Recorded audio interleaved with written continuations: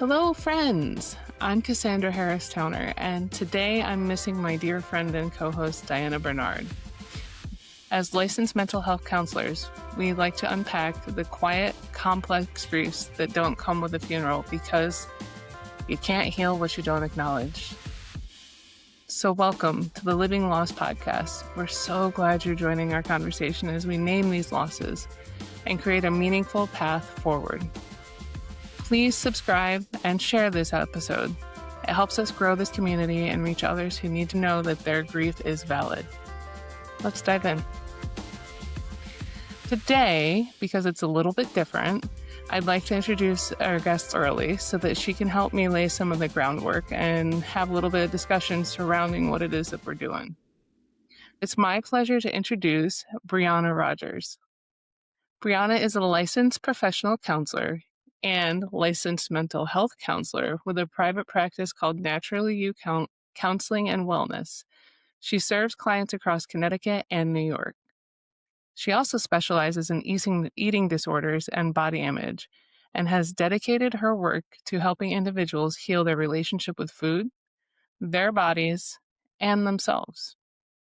Briana also supervises emerging clinicians at Fairfield University, bringing both clinical depth and a personal investment in this work to everything she does. Welcome, Briana. Thank you. Thank you so much for having me, Cassandra. Thank you so much for being here. I was very excited that you wanted to join us. Yes, this is amazing. Thank you so much for having me on the podcast and to talk about this really important topic. I'm really excited to see what comes up because this is a really large and encompassing area for so many people. And I think it's really, really important to talk about the quiet loss that surrounds eating disorders and body images and all of the things, and what it's like to actually recover from both, because we don't think about that. We don't think about the fact that it's like losing a part of yourself. There's so much emphasis on recovery being amazing and a sense of freedom and getting your life back. And a lot of times in the recovery space, we forget to mention how there's a lot of loss and a lot of grief in moving on from an eating disorder and something that has served a purpose in somebody's life. We oftentimes don't look at it that way. We look at it as something that's really detrimental and harmful to people. And while that's true, there is a sense of loss in the letting go of an eating disorder. So I'm really, appreciative to come here and talk about that today. Well, we're really appreciative that you made the time for us. So thank you. When we think about it in terms of loss or grief, one of the first things that occurred to me was that this could have fallen under both ambiguous loss and that like disenfranchised grief. Yeah. We've talked about it quite a bit in this podcast, but just to kind of see how it applies to eating disorders, it's the grief of it's gone, but not really, right? Like it's losing the self before the eating disorder feels almost distant and unreachable.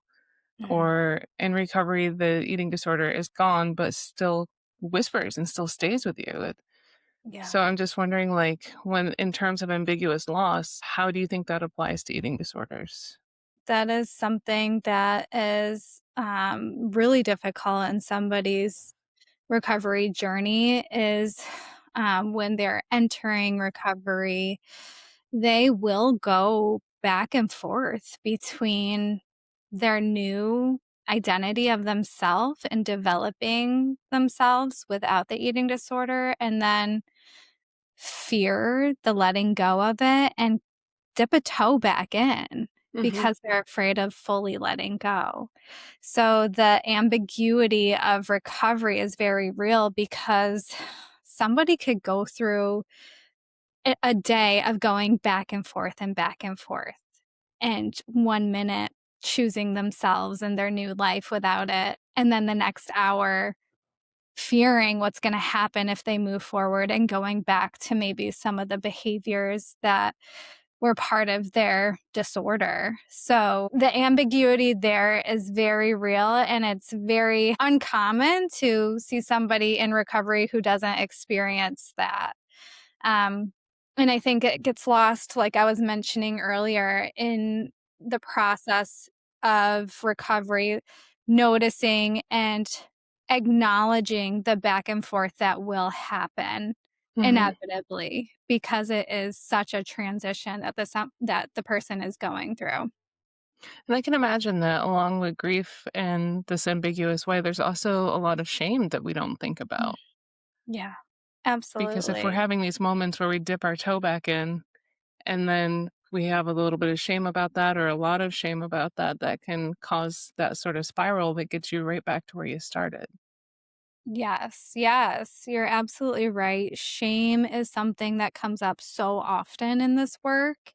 Mhm. And, I think that something that's really hard for people who are going through recovery, when they have like what you would call maybe like a slip up, maybe Mhm. not a full relapse, but a slip up in their recovery where they might dip back into some behaviors.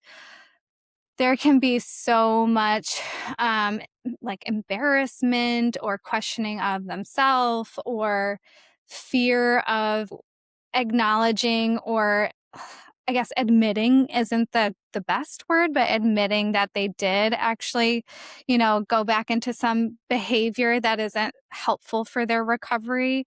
And Mhm. so, yeah, the shame is very, very, very heavy at times because while the ambiguity is very normal, we don't talk about it as often. So people feel that shame pretty heavily when it happens. I feel like this also leads into what I had touched on just a minute ago about it being disenfranchised grief as well. Mhm.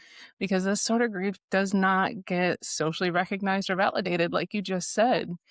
Not only are you mourning the loss of this thing that's always worked for you and, well, worked for you, but didn't really work for you, Yeah. um, but you're mourning your body, your time, all the experiences that you missed, letting go of the eating disorder itself. Other people might not recognize as a loss because they think it's just food or they think it's just a bad habit or they think it's just X, Y, and Z. Mhm. And that can cause us to minimize our own pain, I would imagine. Something that, is really confusing to people who have never struggled with eating disorders is when somebody's in recovery and a friend or loved one tells them like, "Oh, you look so much healthier," or, "Oh my gosh, you're doing so amazing."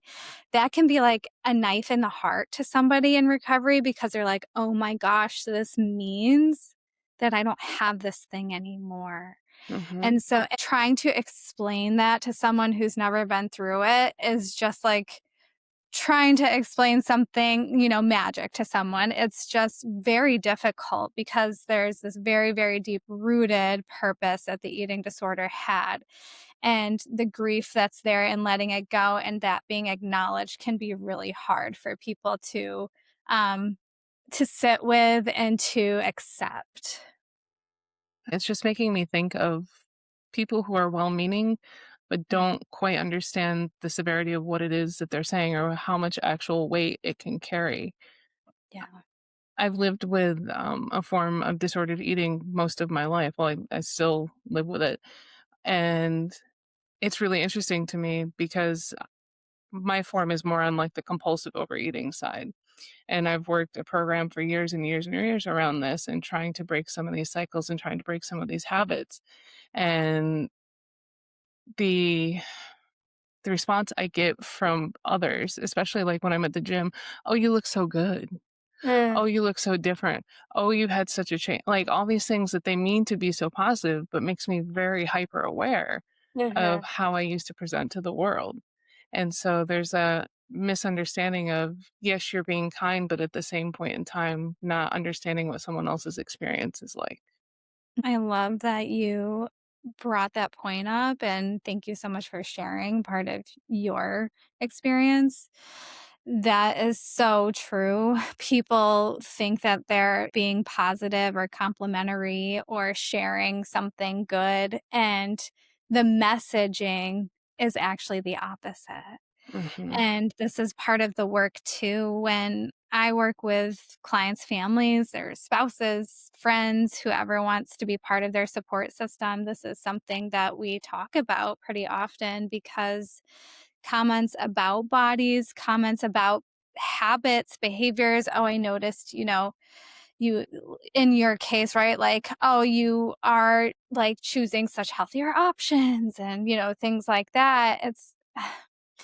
It can make you second guess yourself. Like, okay, Mhm. what did that mean about me before? And then what does that mean about me if I do slip up, right? Or have a relapse? Does that mean I'm not worthy? Does that mean I'm not good enough? Does that mean Mhm. I'm bad?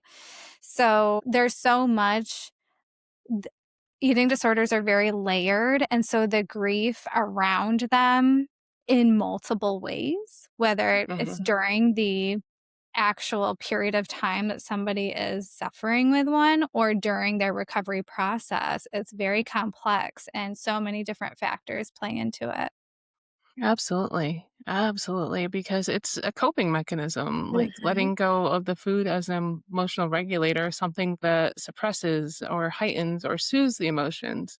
It's not just about the behavior, it's about what the behavior does for you. And so letting go of your coping mechanism, your best friend, your confidant, all of the things that come along with that. It even brings it into functional grief. It brings it Mhm. into the something that felt like it worked even if it harmed. Yeah. Food Abs behaviors might have numbed overwhelming feelings or created intensity when feeling empty or provided structure or even ritual. Like so many families have so many rituals around food. Mhm. So to lose that is like losing a part of yourself. Yes.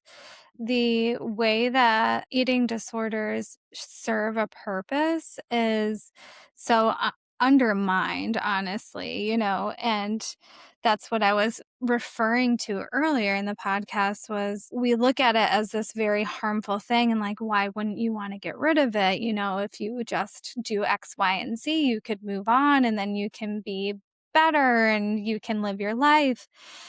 What people don't realize is that eating disorders are doing something for someone and oftentimes are a thing that are saving somebody's life, which Hmm. is can feel so polarizing and counterintuitive and confusing because we're like, it's taking your life. But at the same time, it's actually an assistant to dealing with something else. And so when we take that away, the person is now stripped of coping. And what are they left to do?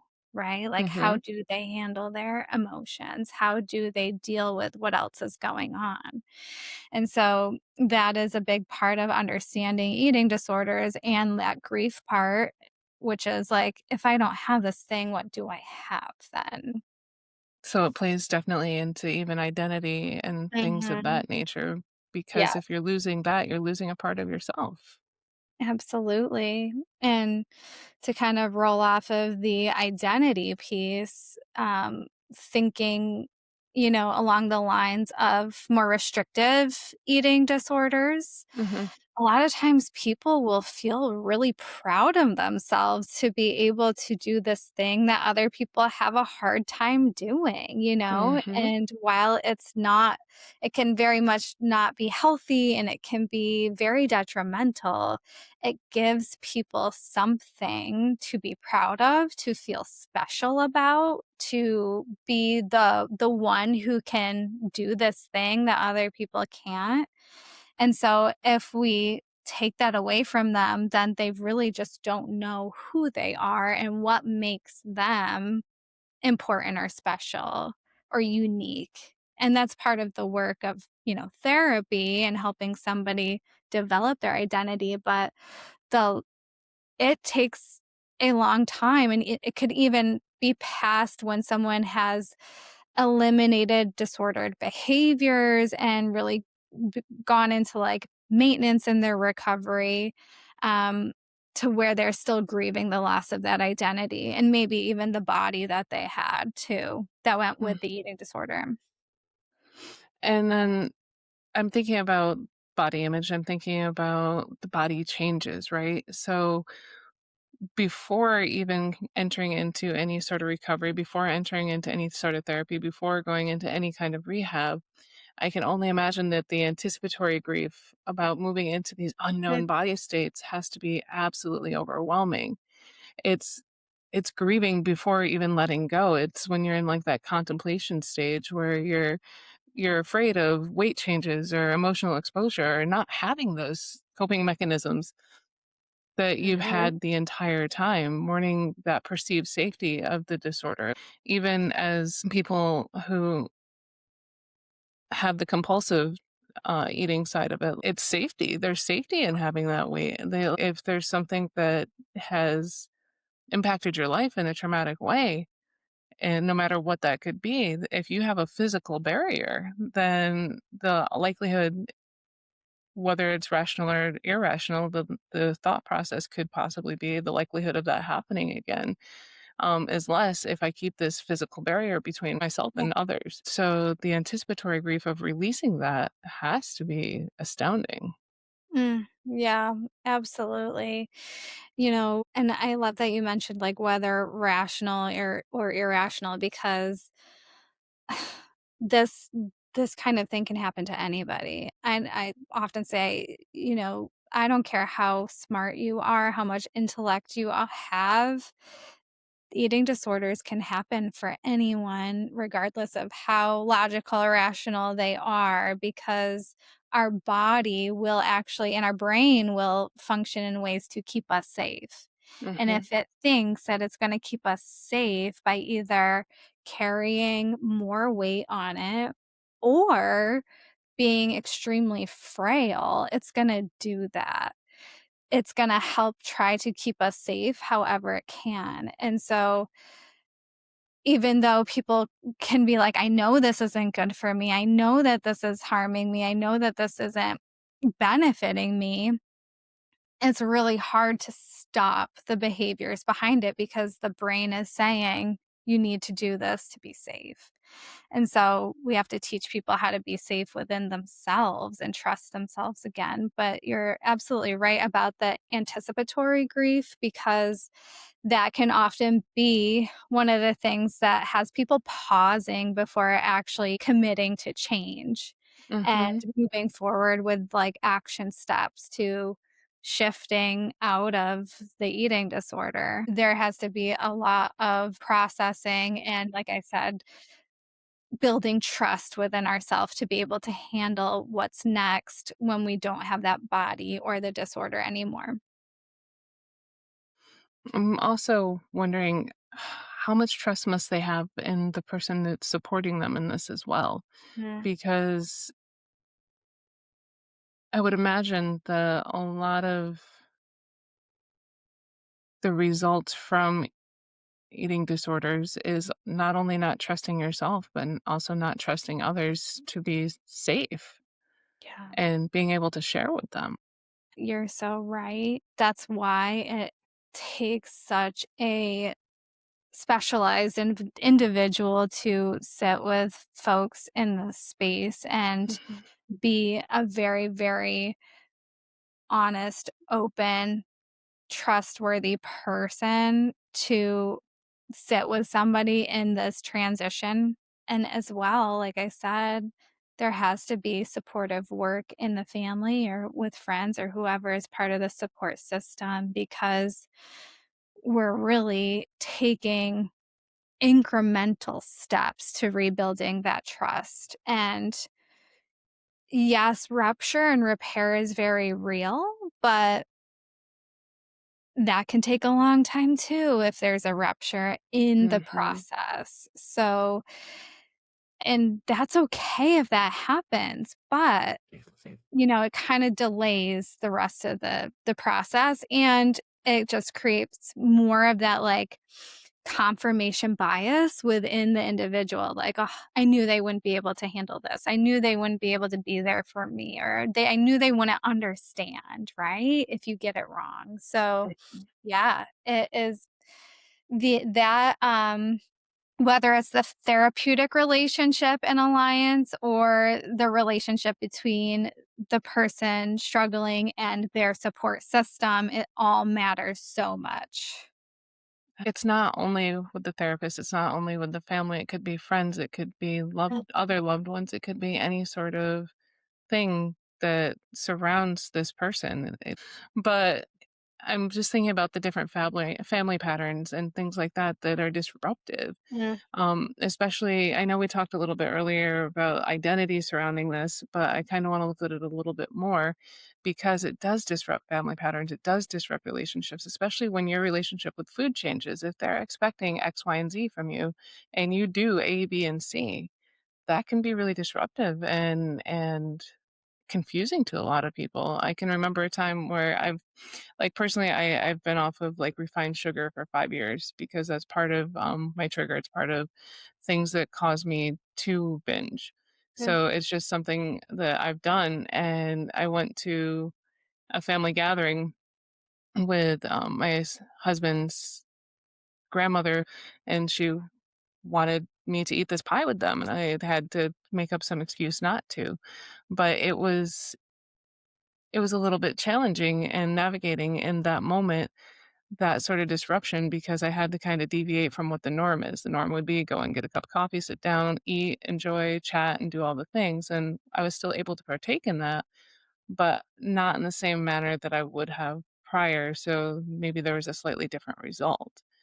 So I'm mhm. just wondering, as far as eating disorders are concerned, how do we navigate the identity grief that goes along with that? How do I navigate, like you said earlier, who am I without this, or the loss of structure or control? I've been thinking a lot about control too, because Mhm. a lot of grief can come up when you feel like you don't have the same control that you had before.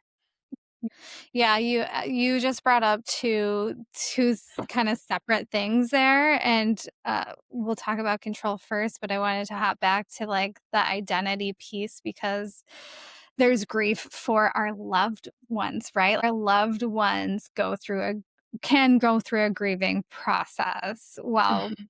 somebody's changing or doing something different. But yeah, the lack of control is a huge part of this. And when somebody perceives that they do not have control over something that has given them a big sense of control, that can be detrimental too. That can be really hard. And that's Uh-huh. why it kind of depends on the approach in therapy sometimes. Like sometimes harm reduction is can be really helpful because we don't want to strip somebody of the one thing that they feel they have control over. And so if we take that away, like, can that do more harm than good? Mhm. And so it's a very careful, titration of tolerance and things of that nature, and truly understanding the person and how, whatever they need to do to like move through and out of their eating disorder, like maybe it is like still engaging in some things, but taking away some others, and just to keep that safe place for them and make sure that they're within their window of tolerance through that process, because we don't want to initiate even further harm or further grief or further sense of loss. And so it is like a very careful dance there. But to go back to the identity part too, right? Like a lot of times we'll see families like you mentioned who really they find so much joy and so much connection through food, and they really expect their loved one to keep those traditions and values even if they might be harmful to them. And on the Mhm. flip side, there can be I'm sure you heard of like almond mom, right? A mom, like families who are, very healthy and like doing all of these quote unquote healthy, right? But doing very extreme behaviors with food. And if you are helping someone find more flexibility and less rigidity around things, that could be like, wait a second, what do you mean Mhm. this isn't right? Like our society tells us this is what we're supposed to do. And this is what looks like. And so there's a lot of questioning what society tells us is healthy and right and what really is right for us. What brings us the most peace, the most freedom, the most being within ourself.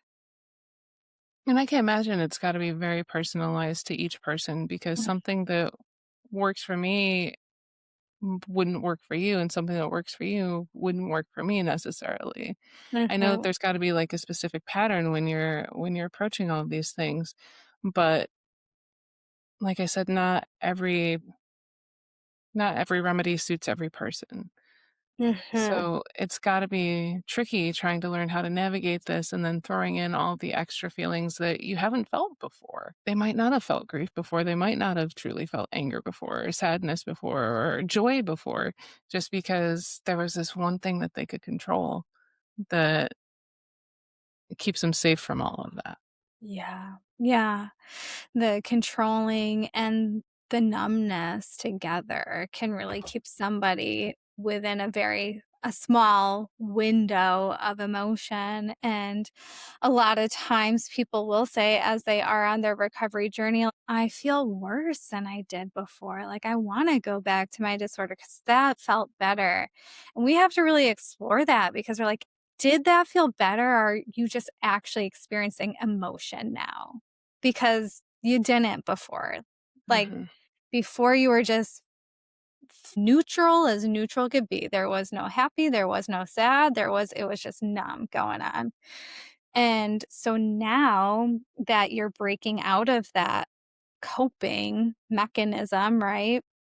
Now you're actually experiencing your your bandwidth of emotion, the highs, the lows, and that can be really scary for people.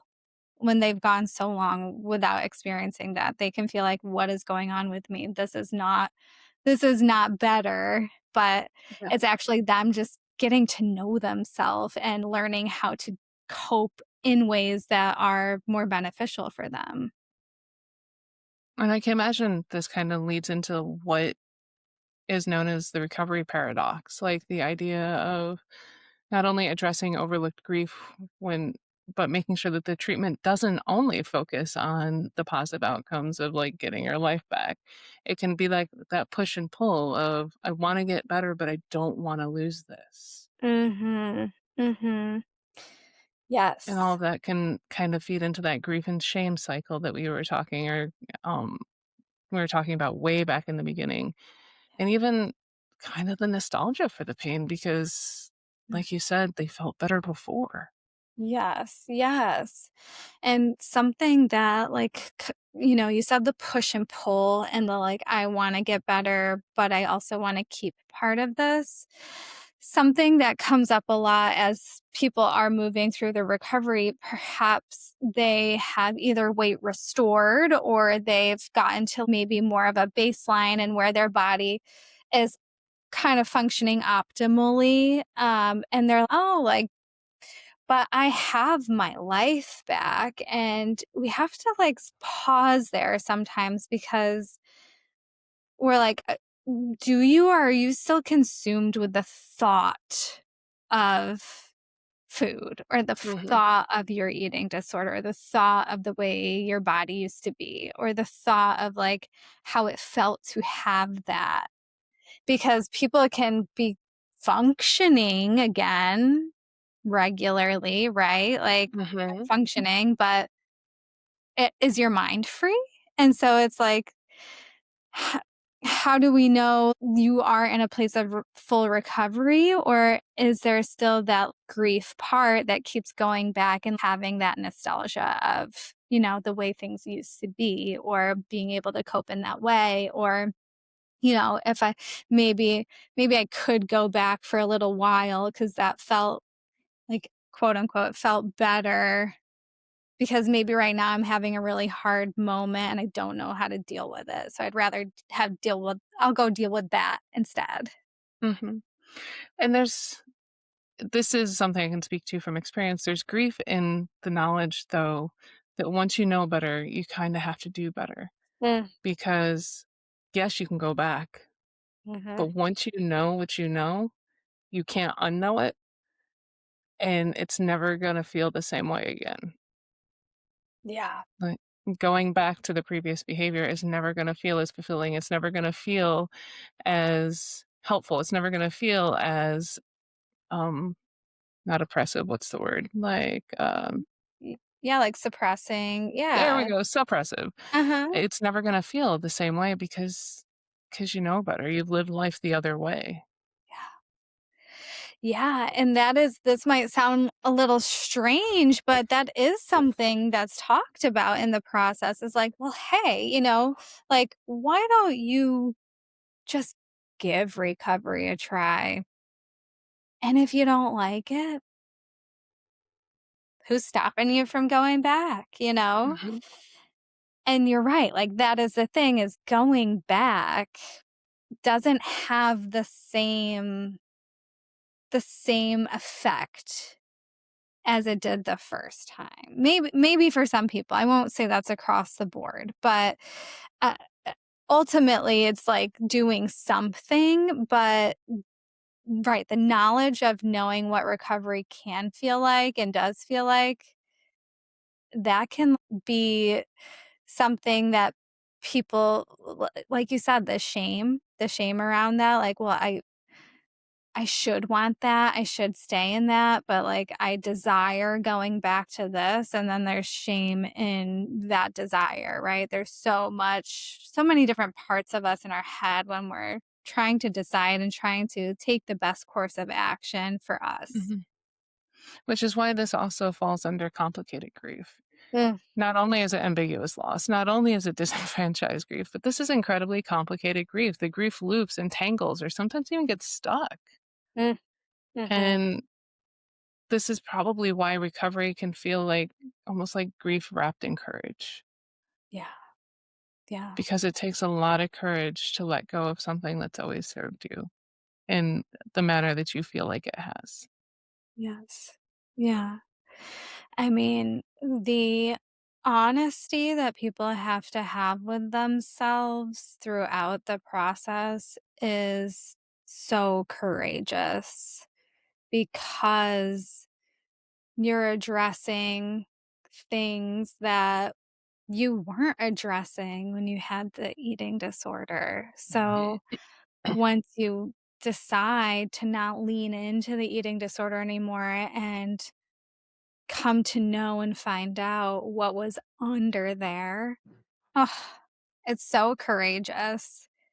It's it's amazing when people choose to face that instead of going back to the eating disorder, and there's no shame if people do. It makes so much Mhm. sense when they do, right? Because it's terrifying to face what is really under there. But when Absolutely. people do face it, that's how they continue to set themselves free more and more. It's a beautiful reminder. Now, at the end of the podcast, at the end of the show, we do something called Living Lost Lessons. But before we kind of transition into that, I was curious, is there something that really means a lot to you that you think people need to know about living with the grief of disordered eating or eating disorders? I think that people need to know that it is a very normal part of the process, and that if people are grieving with the loss of their eating disorder, that there is no shame in that, and that there is nothing wrong with them for that. Because people who haven't experienced it might say like, why would you feel sad? Why would you feel angry? Why would you feel upset about grieving the loss of something that was not beneficial to you?" And there is so much more to it than what people realize. And so if somebody is struggling with an eating disorder and they're grieving the potential loss of it, or they're going through recovery and they're missing it, I Mhm. just want people to know that that is a very normal part of the process, And that even years down the road when you're in recovery, you might feel that nostalgia and you might feel like, "Huh, that felt kinda better then," but that's because there was something that was serving you at the time. So I just want people to know that, like, it is very normal to feel this. And I do have one question kind of piggybacking off of that. If I'm a person that loves someone that has an eating disorder, what is the best way I can support them? Yeah. This is such a good question, and I think people who love someone who's struggling with an eating disorder just they wanna fix it, right? They wanna take it away, they wanna say something that's gonna help, and in reality, all you can really do is offer to be there for that person and create a safe space for them to express how they feel Mhm, and to actually be themselves through this process. And it might sound cliche, but come at it with a non-judgmental place for that person to really, process their grief. Be a safe mhm. person. You don't have to say anything magical, you don't have to do anything magical, you just have to be a safe person, and that means just showing up for that person. I love that. Thank you for being a safe person for so many people. It's my Thank pleasure. you for doing what you do. Thank you. As we wrap up today's conversation, we're moving into the favorite part of the show, which is our living lost lessons. This is where we bridge everything we've talked about today, and we've talked about a lot. Mm, And we put it together with tangible takeaways that someone might be able to use right now. These lessons aren't about fixing the pain, but about finding a way to carry it. Sometimes it's a tool to practice, and other times it's reflecting on the meaning you built from a loss that you never asked for. It's the strength that you've gained even in the midst of the hard stuff. And so, Brianna, before we go, is there one living loss lesson that you've learned from this journey that you would like our listeners to be able to hold on to? yeah. Or two. You can do two too. Yeah, yeah. So one would be that grief is not a sign that you're doing it wrong. And in recovery and in, any kind of loss, we treat grief like a problem to solve or a phase to push through. And if letting go of an eating disorder brought up sadness or mourning or even a strange sense of longing, it's a real loss and it deserves to be honored as such. Um, and the second lesson I would say is you're allowed to grieve what hurt you. And that might sound paradoxical, but you don't have to only feel relief or excitement about letting go of an eating disorder. You can feel grief for something that did cause harm to you because letting go is an act of loss. And so it deserves to be felt. Thank you for that. And as we're talking about the different lessons, I'm just thinking about what you said about the strength and the courage that it takes to do this. And I can imagine that some people don't necessarily feel like they have that, but we are always surprised about what we can do when we're given the opportunity to do it. Yeah. So even if it feels hard, even if it feels scary, even if it feels like we're going to miss this, that's okay. Mm. It doesn't mean that it's the wrong choice. Yes, absolutely. So thank you. And thank you to our listeners for being part of our circle today. By sharing this episode, you're helping us reach someone else who's carrying their loss in silence. Let's keep growing this community together. Subscribe, follow, share, and know that your story matters. And just as a reminder, this podcast is for educational and entertainment purposes.